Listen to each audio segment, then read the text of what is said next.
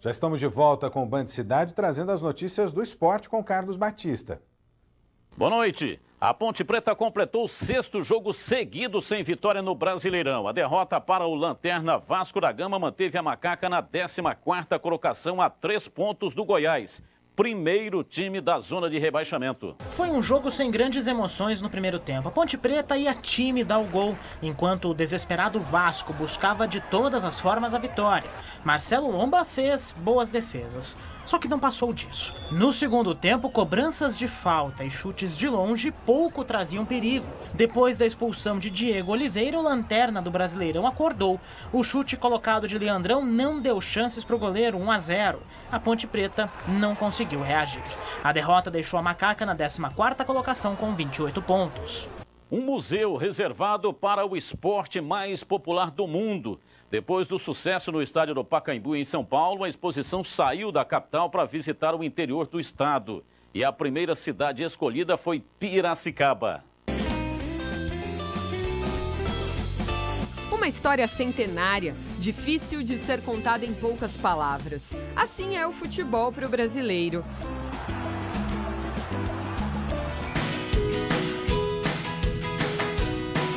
Pensando nisto, o governo do estado, em parceria com a iniciativa privada, criou em 2008 o Museu do Futebol, no estádio do Pacaembu, em São Paulo. Em pouco tempo, o local virou um dos pontos mais visitados da capital. Bem-vindo ao Museu do Futebol. O sucesso e a grande procura fizeram os responsáveis pelo museu criarem uma versão itinerante. Piracicaba foi a primeira cidade escolhida para receber a novidade. O público está bem alvoroçado, então todo final de semana a gente tem uma surpresa, todo final de semana é muito gratificante para as pessoas que trabalham aqui no museu, ver o número de pessoas que visitam o museu. Logo de cara já dá para fazer uma viagem no tempo e ver um dos primeiros times de futebol do Brasil, liderado pelo pai do esporte no país, Charles Miller. Aqui na terra estão jogando futebol, tem muito samba, muito choro e rock and roll.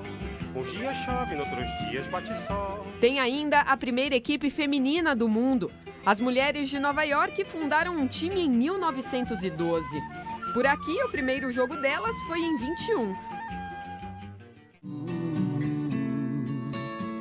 Mas a ditadura, em 64, proibiu o esporte entre as mulheres e a prática no Brasil só voltou em 1981. O museu itinerante ainda reúne curiosidades da cidade por onde passa. Cada cidade que a exposição está passando, ela está fazendo um levantamento histórico de como que surgiu, de como começou o futebol na cidade. No caso de Piracicaba, a gente sabe, foi com o 15, fundado em 1913. Meu caro amigo, me perdoe, por favor, se eu não lhe faço uma visita. Parte da centenária história do único time profissional de Piracicaba está ali, como uma foto da primeira equipe do 15. O primeiro estádio, o Roberto Gomes Pedrosa, comprado em 1914 por 10 contos de réis, o equivalente a R$2.000 nos dias de hoje. Tem ainda o hino do clube e o gol de Russo, conhecido como gol impossível. Em 1949, num jogo contra o Santos, o jogador do 15 cobrou escanteio e correu para marcar de cabeça num lance impensável para os dias de hoje. Do interior para o mundo, nas salas das Copas, imagens marcantes de todos os mundiais. Em Piracicaba, a novidade que ainda não entrou no Museu de São Paulo é a Copa de 2014 no Brasil.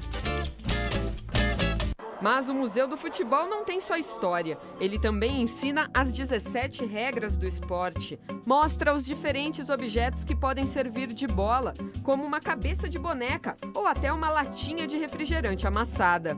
Uma das salas que chama mais a atenção do público aqui no museu é esta aqui, conhecida como Sala das Torcidas. 2 cinegrafistas ficaram com as câmeras apontadas para as arquibancadas em um dia de clássico entre Palmeiras e Corinthians, no dia 19 de abril, semifinal do Campeonato Paulista. Aqui dá para perceber a emoção dos torcedores durante os 90 minutos de jogo e depois também que a decisão foi para os pênaltis.